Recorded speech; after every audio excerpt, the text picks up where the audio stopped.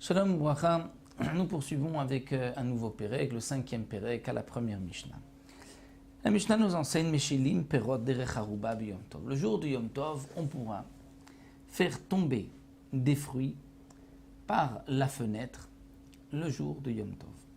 Qu'est-ce que cela signifie, faire tomber les fruits d'une fenêtre? Alors le Barthénoura nous explique, si quelqu'un avait des fruits ou du blé, qu'il avait étendu sur le toit de sa maison. Les toits à l'époque étaient plats et il les a placés là-bas, il les a étendus là-bas pour les sécher.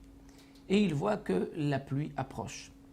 Donc il a peur que les fruits vont s'abîmer. Donc les Chachamim lui ont permis d'ouvrir une trappe, une fenêtre dans le toit.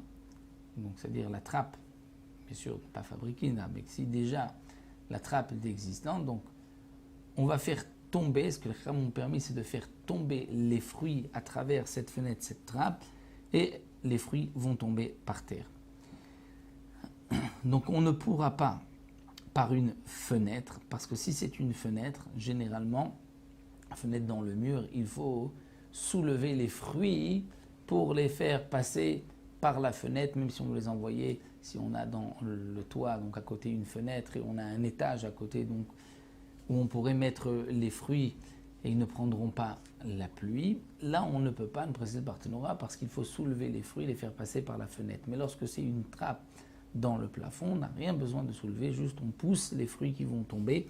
Donc ce n'est pas une grande tirra et c'est permis le jour du Yom Tov, avalo be Shabbat. Mais les Chachamim n'ont pas permis cela le jour de Shabbat, que Yom Tov.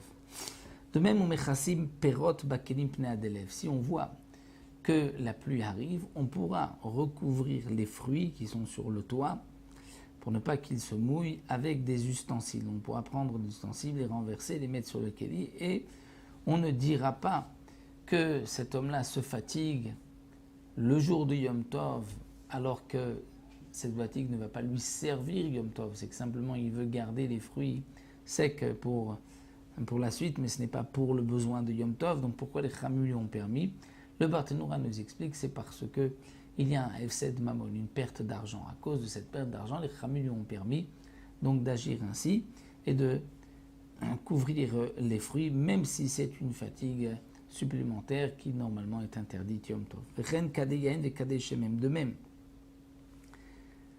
des kadeh yain, kadeh shemen, c'est-à-dire des ustensiles, donc des cruches, où se trouve du vin ou de l'huile, on pourra les recouvrir pour ne pas que la pluie tombe à l'intérieur.